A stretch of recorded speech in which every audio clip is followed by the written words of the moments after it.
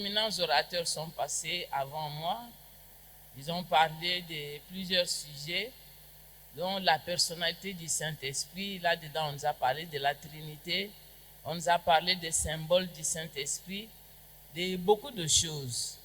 J'aimerais vous dire en passant que le sujet sur le Saint-Esprit, c'est un vaste sujet qui commence dès le premier chapitre de la Bible. Genèse 2 parle déjà des œuvres du Saint-Esprit. Apocalypse, Apocalypse 16, je crois, verset 22, la Bible termine là-bas avec le Saint-Esprit. Et il est encore là, il continue à travailler jusqu'aujourd'hui.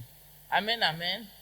Donc, prétendre épuiser les sujets du Saint-Esprit en quelques minutes qui nous sont données, je crois que c'est être trop prétentieux.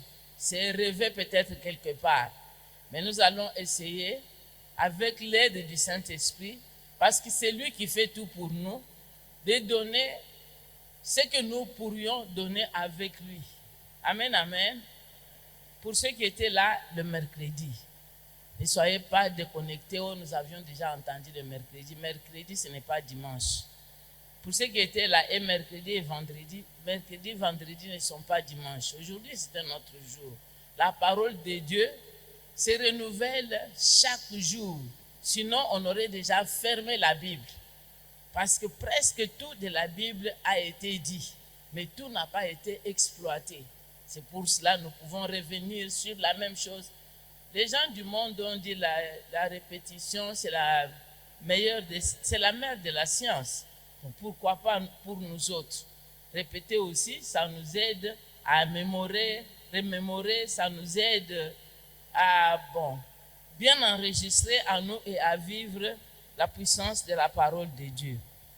Le sujet qui nous est donné ce matin, c'est l'œuvre du Saint-Esprit dans le monde et dans l'Église. On a développé depuis mercredi, c'est sûr que je ne reviendrai pas sur tout, mais il y a des choses que je serai obligé de répéter selon que l'Esprit me conduit. Nous lisons ensemble Jean 16, à partir du verset 5, qui est la base de notre message. Je n'ai pas dit que c'est le verset 5 qui est la base du message, c'est la portion là, qui est de là qu'est tiré le message, et nous nous attellerons surtout sur les versets 8, 9, 13. Nous lisons au nom de Jésus-Christ. Maintenant, je m'en vais vers celui qui m'a envoyé. Si vous suivez bien la lecture, vous aurez déjà beaucoup de leçons, même en écoutant seulement ce que la parole de Dieu elle-même dit. Je m'en vais vers celui qui m'a envoyé. Ce qui parle, c'est Jésus-Christ. Qui l'a envoyé, c'est le Père. Aucun de vous ne me demande où tu vas. Mais parce que je vous ai dit ces choses, la tristesse a rempli vos cœurs. Cependant, je vous dis la vérité. Il vous est avantageux que je m'en aille. Car si je ne m'en vais pas, le consolateur ne viendra pas vers vous. Mais si je m'en vais, je vous l'enverrai. Il s'en va pour nous envoyer aussi quelqu'un d'autre. Lui était envoyé, il s'en va pour nous envoyer encore un consolateur. Je continue la lecture. Et quand il sera venu, il convaincra le monde en ce qui concerne le péché, la justice et le jugement. En ce qui concerne le péché, parce qu'il ne croit pas en moi. La justice, parce que je vais au Père et que vous ne me verrez plus. Le jugement, parce que le prince de ce monde est jugé. J'ai encore beaucoup de choses à vous dire, mais vous ne pouvez pas les porter maintenant. Quand le consolateur sera venu, l'Esprit de vérité, il vous conduira dans toute la vérité, car il ne parlera pas de lui-même, mais il dira tout ce qu'il aura entendu et il vous annoncera les choses à venir. Il me glorifiera parce qu'il me prendra, il prendra de ce qui est à moi et vous l'annoncera. Tout ce que le Père a est à moi, c'est pourquoi j'ai dit qu'il prend de ce qui est à moi et qu'il vous l'annoncera. Amen, amen. Toute la leçon est pleine et bien dite là-dedans. Moi, des sujets comme ça, j'aime bien. Verset moko moko. On fait l'exégèse. C'est plus intéressant. Parce qu'ici, là, bon, je vais dire ce que je dois dire, mais parmi vous, là, il y a aussi des gens qui comprennent autre chose. Moi, j'ai l'habitude, quand j'écoute la parole de Dieu, le Saint-Esprit m'ajoute toujours quelque chose. Il me fait des ouvertures qui me poussent à étudier encore la parole de Dieu. Parce que nous y sommes, notre sujet, l'œuvre du Saint-Esprit dans le monde.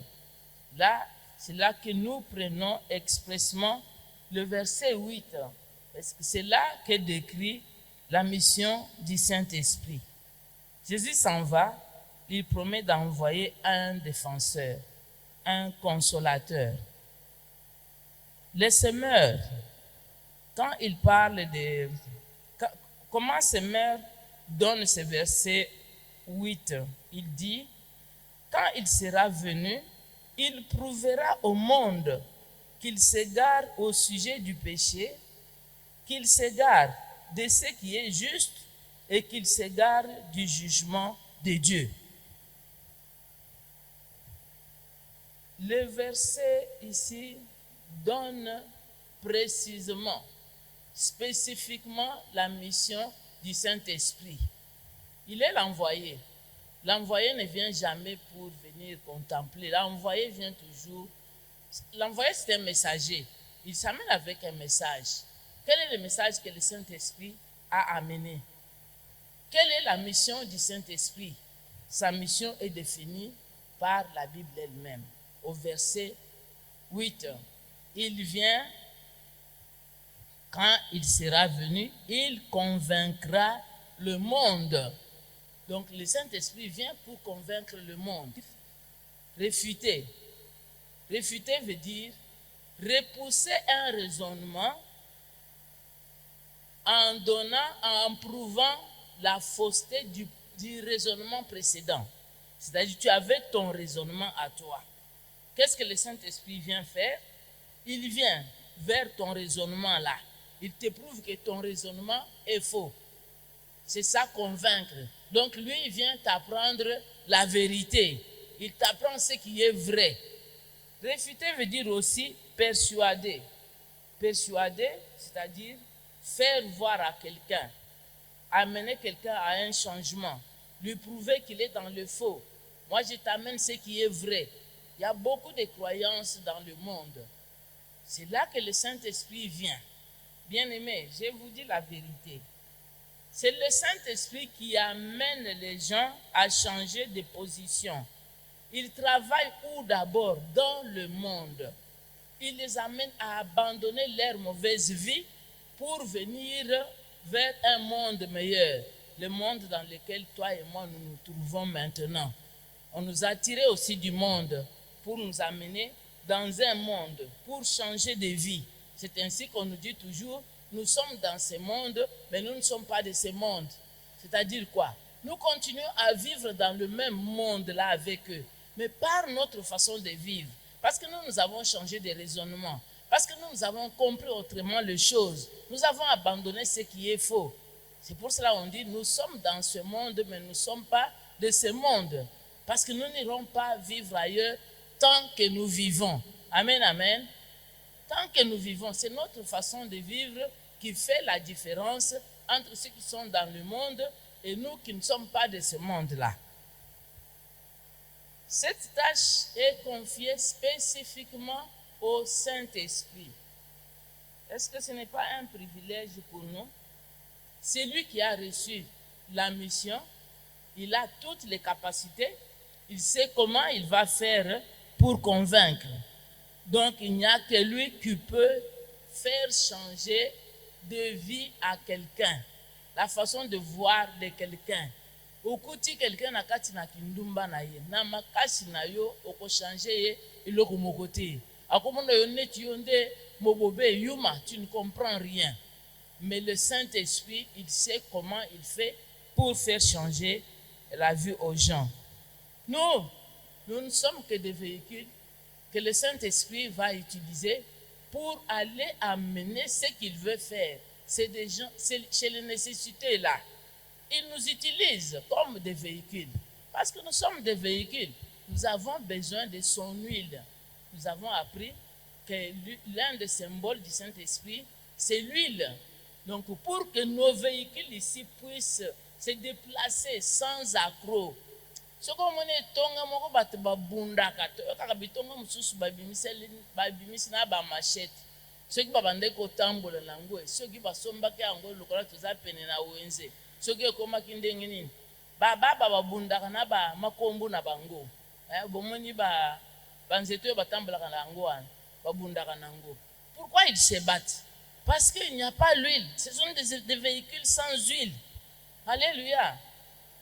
Nous devons tout faire pour avoir l'huile en nous, afin qu'il n'y ait pas de querelle entre nous. C'est ça le travail du Saint-Esprit. Je vais vous dire la vérité.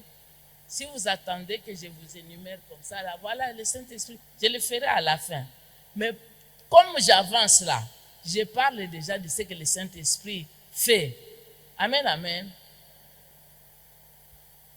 Si nous intériorisons ces choses, si nous comprenons que nous n'avons aucune force pour guérir un malade, pour faire des miracles, si nous ne sommes pas attachés au Saint-Esprit, comme la Bible dit, la nature elle-même ne vous enseigne-t-elle pas? Le vendredi, le mercredi, j'ai dit, nous sommes comme des cartes prépayées. Alléluia. Tu vas payer la carte pourquoi? Pour avoir du courant. Mais avec ta carte, même si tu payes pour $1000, la carte est là. Tant que la SNEL envoie du courant, ta carte va aussi te donner du courant. Mais tu peux avoir ta carte, achète même de 5000. Allez essayer. SNEL coupe plus de courant. Mais dans la carte, il y a la provision. C'est comme nous. Dieu a mis beaucoup de choses en nous.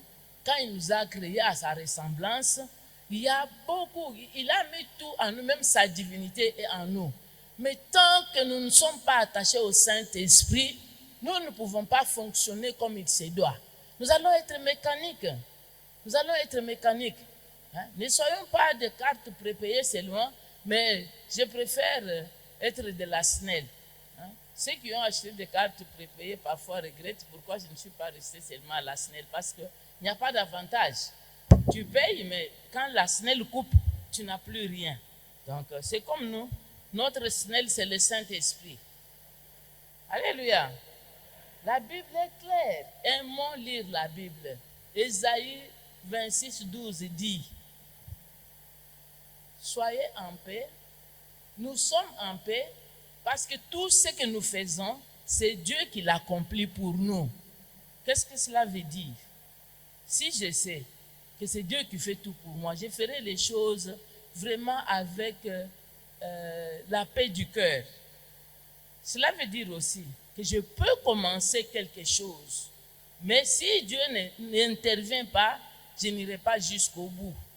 Combien de projets ont été conçus mais qui n'ont rien apporté, parce que Dieu n'a pas été dedans. La Bible est claire. Tout ce que nous faisons, c'est Dieu qui l'accomplit pour nous. Amen, amen. La Bible dit aussi dans 2 Corinthiens 3, 5, ce n'est pas à dire que de nous-mêmes nous soyons capables de concevoir quelque chose venant de nous-mêmes. Notre capacité, au contraire, vient de Dieu. Je l'ai signalé ici. Si vous aviez suivi les enseignements sur la Trinité, vous comprendrez quand on parle de Dieu, quand on parle du Saint-Esprit, c'est la même personne. Alléluia. Bon, on n'est pas là-dedans, il fallait être là pour comprendre. Philippiens 2,13 nous dit aussi, car c'est Dieu qui produit en nous le vouloir et le faire, selon son bon plaisir. Il est souverain, il fait ce qu'il veut. Il produit en nous le vouloir et le faire selon son bon plaisir. C'est-à-dire quoi? Selon les besoins de sa cause. Dieu ne nous suit pas, nous devons suivre Dieu. Alléluia. Si mon projet ne glorifie pas Dieu, vous croyez que Dieu va me donner la capacité du vouloir et de faire? Il ne va pas me donner des capacités, je vais travailler moi-même. Je serai ce véhicule-là qui tombe en panne à chaque triangle, je suis en panne. Donc, les mécaniciens sont à Kinshasa, na Silisi Bango, Bayebingai, Toyebani, pour Nazalaka en panne. Pourquoi? Parce que je ne suis pas branché. Amen, amen. Sans le Saint-Esprit, nous ne saurons rien faire.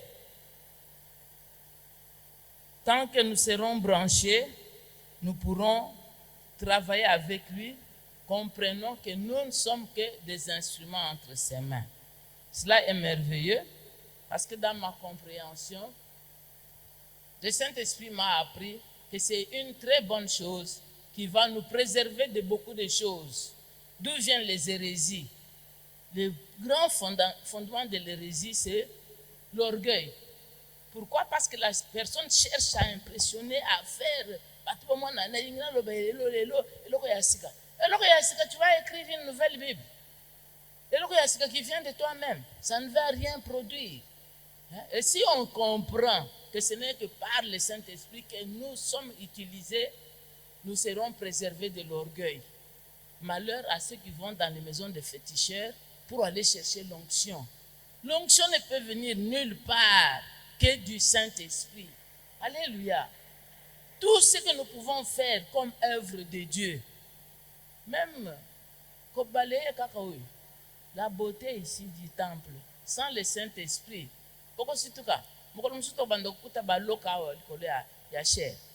parce que le Saint-Esprit n'y est pas. Tant que le Saint-Esprit travaille, tout est normal, il y a de l'ordre. Alors, le Saint-Esprit vient convaincre du quoi? De quoi? De la mission qu'il a reçue. C'est bien énuméré au verset 8, au verset 9, on a décrit comment cela va se faire. Il vient nous convaincre le monde de trois choses: du péché, de la justice et du jugement de Dieu.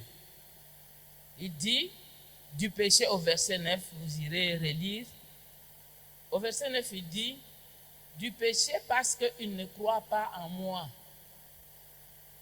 Ils sont dans le péché parce qu'ils ne croient pas. Ils sont encore dans le monde parce qu'ils ne croient pas. C'est ça leur péché. Parce que s'ils croient, ils vont chercher à connaître les us et coutumes de la parole de Dieu. Ils vont lire parce que nous croyons en cet homme-là. Qu'est-ce qu'il veut? Qu'est-ce qu'il nous enseigne? Comment veut-il que nous vivions? Et là, ils seront sauvés. Alors, Jésus-Christ dit que le Saint-Esprit, il ira convaincre ceux-là qui sont dans le monde du péché, pour qu'ils abandonnent le péché et qu'ils puissent croire en lui. Qu'ils abandonnent l'incrédulité, l'ignorance, qu'ils croient en Jésus, qu'ils abandonnent le péché, qu'ils se repentent et qu'ils suivent Jésus. C'est le travail du Saint-Esprit. Et comme je l'ai dit, le Saint-Esprit n'ira pas comme ça. Là, ce n'est pas un sorcier, ce n'est pas un magicien. Il va t'utiliser toi en tant que personne. Parce que lui-même aussi est une personne. À la différence que lui, il est une personne divine, toi, tu es une personne humaine. Il va t'utiliser ton intelligence, ta volonté, tes émotions, parce que ce sont des choses aussi qu'il a en lui. Amen, amen. Les mercredis, parce qu'on avait encore le temps, on avait donné des références bibliques sur ça. Là, nous passons. Il va convaincre le monde de la justice. Il dit parce que je m'en vais. C'est-à-dire quoi? Parce que je m'en vais au Père. Et c'est le Père qui est le juste juge. La justice de Dieu, parce qu'il est le juste juge, il ne peut pas juger avec parti pris. Il juge justement. Alléluia. C'est le Père qui est juste. Malachie 4, 2 à 3, vous irez lire. Au sujet du jugement, parce que le prince de ce monde a été déjà condamné.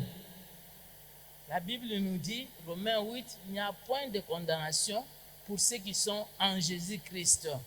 Pourquoi? Parce que c'est lui qui nous condamnait. C'est lui qui nous a menés au péché. Lui-même a déjà été jugé et il a été condamné. Parce qu'il est condamné, il n'a plus de force sur nous. Galates 6, verset 17 dit, « Plus personne ne peut me faire du mal parce que je porte les marques de Jésus-Christ sur moi. » Cela veut dire quoi? Jésus-Christ est notre véritable substitut. Là où nous devions être jugés et condamnés, lui, il l'a accepté. Mais pour comprendre aussi la justice de Dieu, le monde a condamné Jésus à la mort.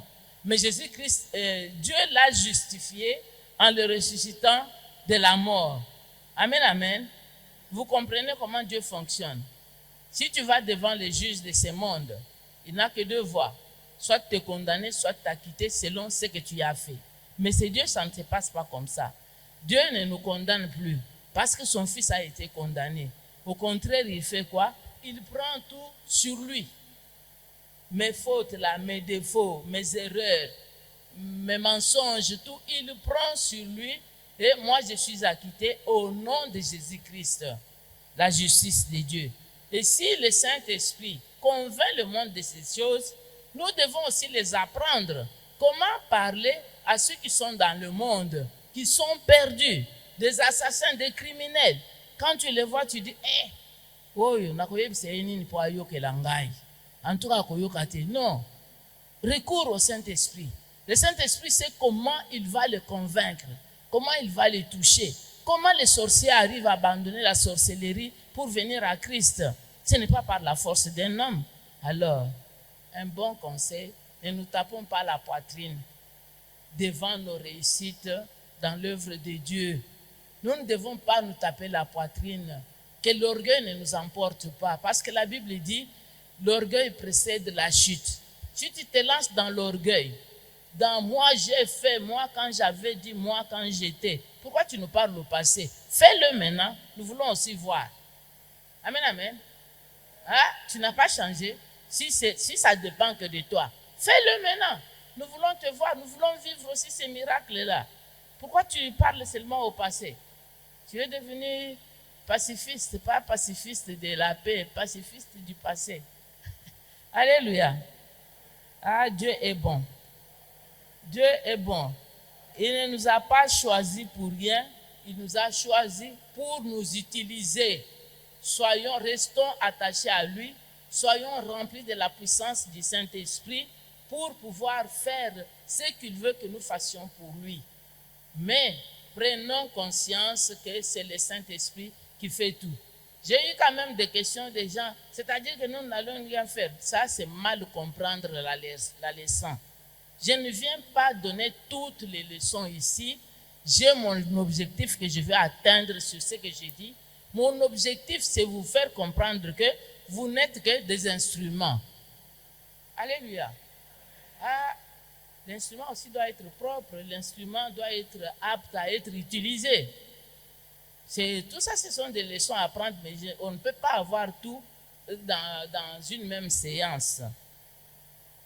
Quant à l'œuvre du Saint-Esprit dans l'Église, vous avez compris que dans le monde, il n'y a qu'un seul verbe, convaincre. Il travaille pour convaincre. C'est-à-dire, il prépare le terrain pour que les instruments viennent voir les résultats. Quant à l'œuvre dans l'Église, parce que c'est lui qui fait tout, c'est l'Esprit qui m'a conduit. Parce qu'il s'agit de l'Église, je ne peux pas commencer à débobiner, il fait. Ce n'est pas dans un marché, ce n'est pas dans une foire. Toye musiquité. Nous ne sommes pas venus dans un parti politique. Nous devons comprendre que l'œuvre dont nous parlons, c'est dans l'Église. Alors, c'est quoi l'Église? Je vous préviens, comme je l'ai dit au début, quand je donne les concepts, de l'Église. Il y en a autant. Mais ce sont des concepts choisis qui vont ensemble, qui expliquent déjà l'œuvre du Saint-Esprit dans l'Église. Donc, en prenant bien le concept-là, vous aurez vous-même à détecter dans les définitions-là qu'est-ce que le Saint-Esprit vient faire dans l'Église.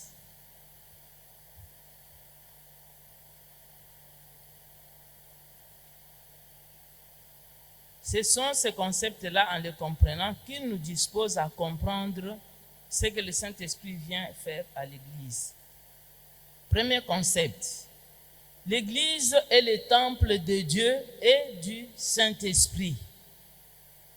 L'Église est le temple de Dieu et du Saint-Esprit. L'Église, c'est qui? L'Église, c'est toi, c'est moi. Si l'Église est le temple du Saint-Esprit et de l'Église, donc moi, je suis aussi le temple de Dieu et de l'Église. 1 Corinthiens 3, 16 à 17. Ne savez-vous pas que vous êtes le temple de Dieu et que l'Esprit de Dieu habite en vous? Si quelqu'un détruit le temple de Dieu, Dieu le détruira aussi, car le temple de Dieu est saint. Est-ce que vous êtes l'Église?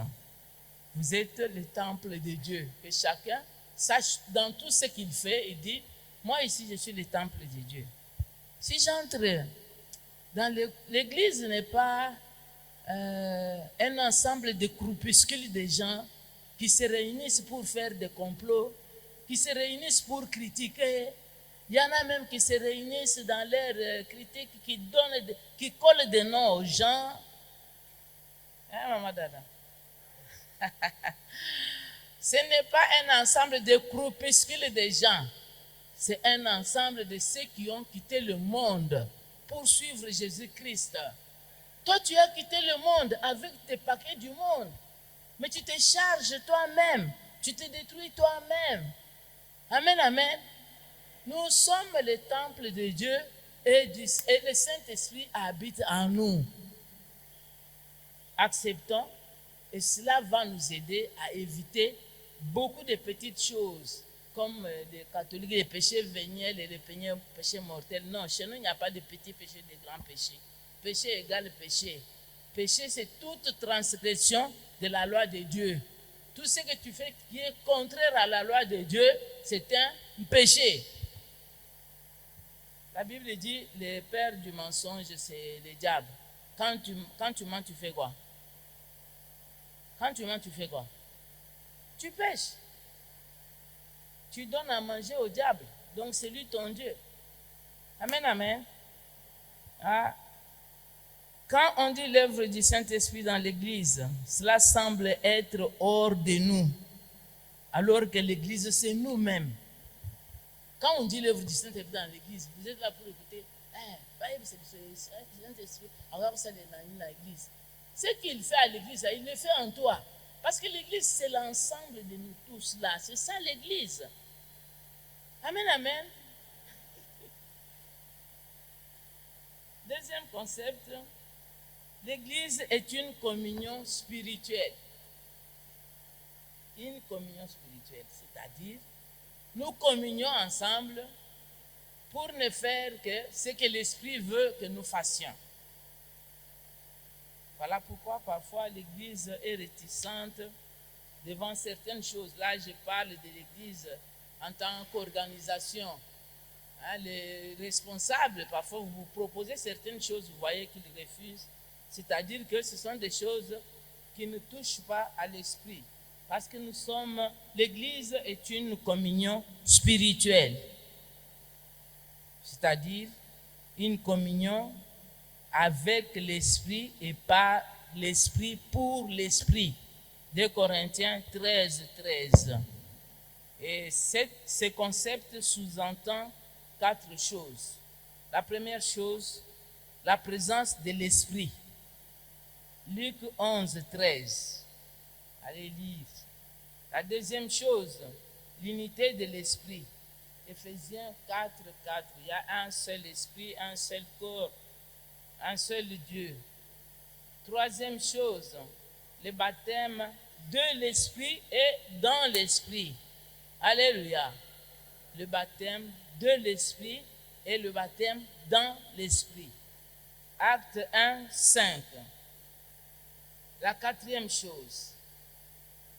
Cette communion se démontre au travers d'un amour et un profond intérêt les uns pour les autres.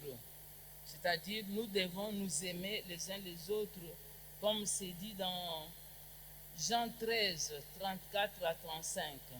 Aimons-nous les uns les autres. Voyons les intérêts des autres, ne voyons pas seulement nos intérêts. Si nous nous aimons, nous n'aurons pas à perdre du temps à nous critiquer. Si nous nous aimons, je ne souhaiterai pas de malheur à mon frère. Si nous nous aimons, nous serons sensibles à ce qui touche mon frère. C'est pour cela, quand il y a des deuils, on donne un communiqué pour que nous puissions assister notre frère. Quand quelqu'un est malade, nous sommes appelés à le suivre. Quand quelqu'un, tu constates que la personne n'a pas d'habit, écoute un mauvais évangile. Au PCA, l'amboye te kazalaka ndoki. Alors que Jésus. Alors que Jésus. Parce que nous avons appris que nous sommes les temples de Dieu et le Saint-Esprit habite en nous. Quand j'habite ce temple, vous croyez que cet habit est ordinaire, non, c'est un habit mis sur le Saint-Esprit, un habit mis sur le temple de Dieu. Peut-être, en donnant à ces sorciers-là, ils peuvent se convertir. Mais on nous a mal travaillé négativement. Au lieu de glorifier notre Dieu, parfois les chrétiens, nous insultons Dieu sans savoir que nous l'insultons. Quand nous entrons dans des théories,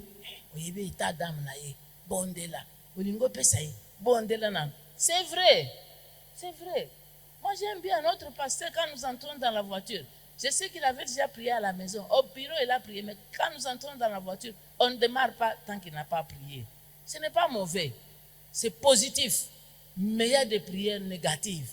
Des prières poussées par la peur. Vous n'êtes pas poussé par le Saint-Esprit. C'est la peur qui vous pousse. Tu crois que... Laisse-moi prier. Tu crois qu'en priant, tu te protèges. Et si Dieu voulait que tu habilles la personne là. Si c'était comme ça, Jésus n'aurait pas approché le fou de Gadar. Parce que qu'est-ce qu'on dit souvent? Les sorciers sont sales. Les sorciers sont comme ça. Parfois, ils tombent dans la folie. Mais Jésus est venu pour des gens comme ça. Mais nous, on nous a appris. Attention, j'espère que bon de la quai. Tu veux me voir prier? Je suis attaché au Saint-Esprit. C'est le Saint-Esprit qui va faire.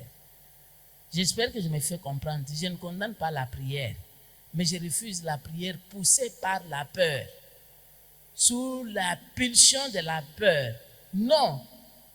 La Bible dit, c'est poussé par le Saint-Esprit que les hommes ont parlé. Donc, laissons le Saint-Esprit nous pousser à faire certaines choses. Parfois, cette envie-là de donner, toi, tu crois que c'est toi. Tu te dis peut-être, parce que j'ai beaucoup d'habits, c'est pour cela, je vais me débarrasser, je donne. Non. Ça peut être seulement le Saint-Esprit qui veut que tu donnes à la sorcière là. Que ton onction la touche là et qu'elle voie l'amour que tu lui manifestes. Peut-être c'est seulement ce geste-là qui va la pousser à rechercher à connaître ton Dieu. Amen, amen. Sortons de beaucoup de choses qui nous détruisent au lieu de nous aider à montrer que notre Jésus, le Jésus que nous avons, est plus puissant que celui qui est dans le monde. Pourquoi avons-nous peur? Quand on nous signale seulement la personne là est sorcière, nous avons un Jésus qui est plus fort que ta sorcellerie là. Hein? Si on nous montre, c'est pour amener la personne à changer de vie. Alléluia. Mais nous allons aller sous la puissance du Saint-Esprit. Amen, amen. Vous voyez comment l'église est détruite. On vous trompe, on vous dit des choses. Vraiment,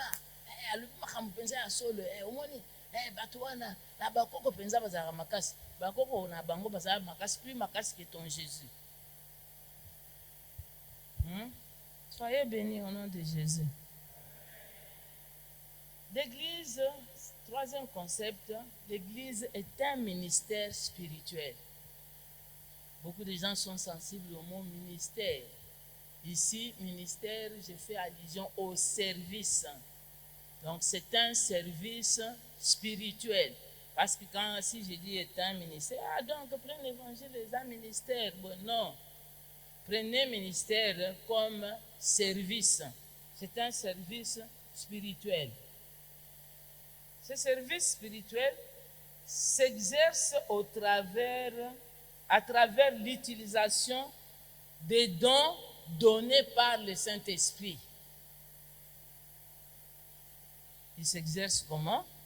À travers l'utilisation des dons donnés par le Saint-Esprit.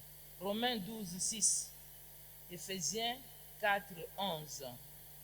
Le Saint-Esprit donne à chacun un don particulier, le place aussi à sa place, l'utilise selon les dons qu'il lui a donnés, mais pour l'utilité commune. Que personne n'imite pas, à chacun selon les dons qu'il a reçus. Même si vous avez le même don, le Saint-Esprit qui donne les capacités utilisera chacun selon les capacités qu'il lui a données. Ndenge na matibo naluka nasala lokola teacher nasala lokola mama dada soki na koya ya bandi ko benga na milimu, alors que je n'étais pas poussé par le Saint-Esprit, je suis allé dans les mouvements d'imitation. Alors je n'imite pas. Amen, amen. Je n'imite personne. Je fais selon que Dieu m'a donné. Quatrième concept. L'Église est une armée spirituelle, impliquée dans un conflit spirituel. Le spirituel ne peut combattre que par le spirituel. Alléluia. Éphésiens 6, 17. Là où on nous donne, non, c'est 10 à 18, c'est là qu'on nous donne les armes que nous devons avoir en tant qu'armée spirituelle. L'Église est une armée spirituelle impliquée dans un conflit spirituel. Éphésiens 6, 17. C'est-à-dire qu'elle combat par l'épée. L'épée, c'est la parole de Dieu et le péché. L'Église est engagée dans un combat acharné entre Satan et le péché. Donc l'Église ne peut pas supporter Satan, ne peut pas supporter le péché. Elle est dans un combat.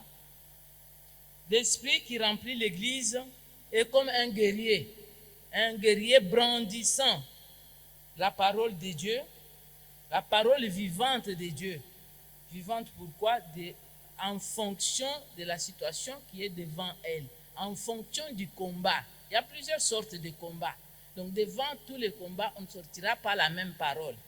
Le Saint-Esprit, quand il remplit l'Église, il est comme un guerrier qui brandit la parole vivante de Dieu, délivrant le peuple de la domination de Satan et de toutes les puissances des ténèbres. Vous prenez Hébreux 4, 12, qui dit « La parole de Dieu est vivante et efficace, capable de séparer jointure et moelle. » Vous prenez aussi Acte 26, 18, Éphésiens 6, 10 à 18, où toutes les armes sont citées. Cinquième concept. L'Église est une colonne et l'appui de la vérité. 1 Timothée 3, 15. Un appui et une colonne de la vérité. Donc, elle se fait le défenseur de la vérité. Donc, toi et moi. Parce que si nous continuons à dire seulement Église, Église, vous croyez que c'est quelque chose en dehors de nous. Non. Toi et moi, nous sommes appelés à défendre la vérité, à sauvegarder, à ériger une protection contre l'influence des faux docteurs. Tu sauras que c'est un faux docteur comment si toi-même tu ne connais pas la vérité de la parole. Donc il faut connaître la vérité pour reconnaître le vrai, différencier le vrai des faux. Bref, le Saint-Esprit travaille dans l'Église en allant chercher les pécheurs au monde, en les amenant. Il vient travailler aussi dans l'Église. Parce que, dites-vous la vérité, l'Église n'est pas toutes les têtes que nous voyons. je risque d'aller dans autre chose. Il est l'acteur du salut qui nous convainc de notre culpabilité. Donc, même dans l'église là, parce qu'il nous a sauvés, c'est lui l'auteur du salut, il nous a sauvés, et là, il nous tue aussi pour nous convaincre de la culpabilité, c'est-à-dire de fuir les péchés. Il nous révèle la vérité sur Jésus-Christ. Jean 14, 16 et le verset 26 aussi. Le Saint-Esprit nous donne la nouvelle naissance en acceptant Jésus et nous introduit dans le corps de Christ. 1 Corinthiens 12, 13. Par le Saint-Esprit, nous prenons part à la nature divine. Donc, nous sommes enfants de Dieu par le Saint-Esprit. 2 Pierre 1, 4. Il est l'agent de la sanctification. C'est lui qui nous aide à marcher dans la sanctification. Romains 8, 9. Il nous délivre de l'emprise du péché. Galates 5, 16 à 17. Il témoigne à notre esprit que nous sommes enfants de Dieu. Romains 8, 16. Si le Saint-Esprit ne témoigne pas à ton esprit que tu es enfant de Dieu, tu ne croiras pas. Tu vas dire, Dieu là, il est où? Depuis quand moi, il m'a engendré? Comment suis-je enfant de Dieu? Mais le Saint-Esprit convainc à notre esprit que nous sommes enfants de Dieu. C'est le Saint-Esprit qui nous aide à adorer et à avoir une vie de prière. Acte 10, 46. Il intercède en notre faveur quand nous crions à Dieu. Quand nous prions là, parfois ça n'arrive pas. Il faut que le Saint-Esprit intercède.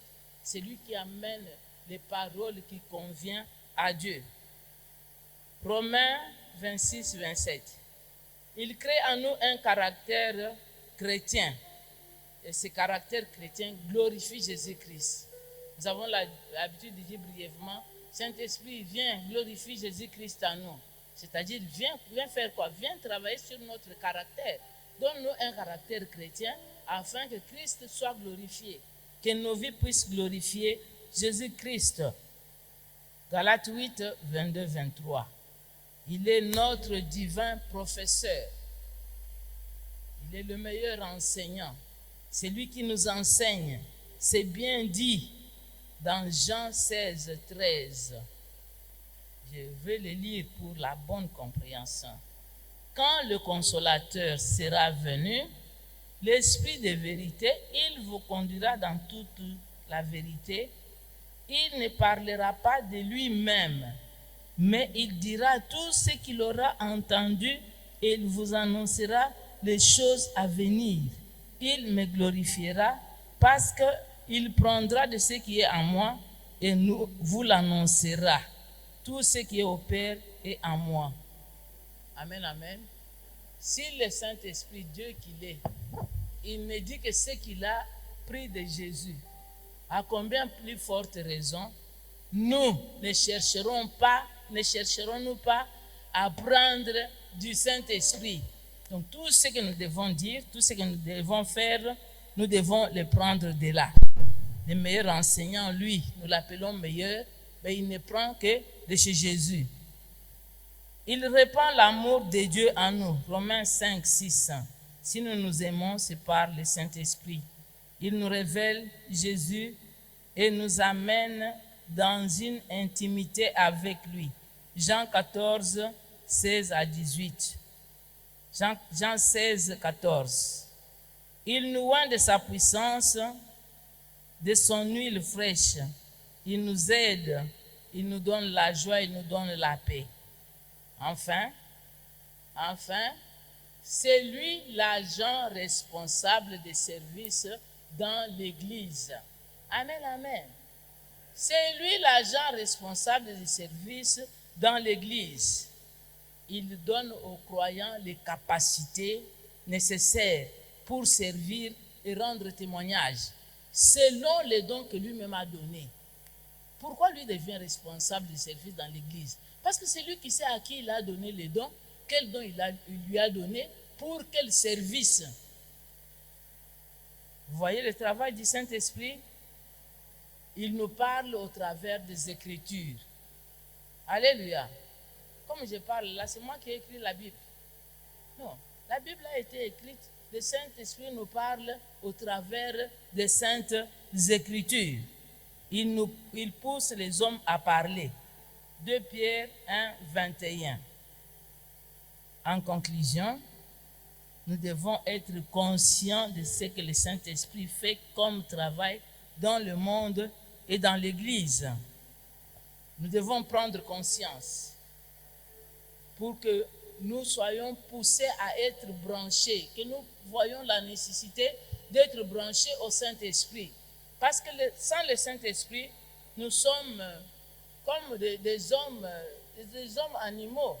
Donc il n'y aura aucune différence. Je viendrai ici, je vous balance les chants de ceux qui taboulent et ceux qui n'aiment. Est-ce que nous sommes encore dans une communion spirituelle? Je viens ici, je vous balance les choses du monde, je vous parle de mon grand-père, de ma grand-mère, comment on doit tuer les saucissons en regardant au nord ou au sud. Est-ce que là, vraiment, c'est le Saint-Esprit qui m'envoie faire ces choses-là? Rejetons tout doute, confions-nous à Dieu, restons attachés, branchés au Saint-Esprit pour que lui seul vienne accomplir l'œuvre pour laquelle il a été envoyé. Comme lui a été envoyé, il nous envoie aussi. Amen, amen. Ah, je suis débranché. Alléluia. Que le Seigneur vous bénisse. Est-ce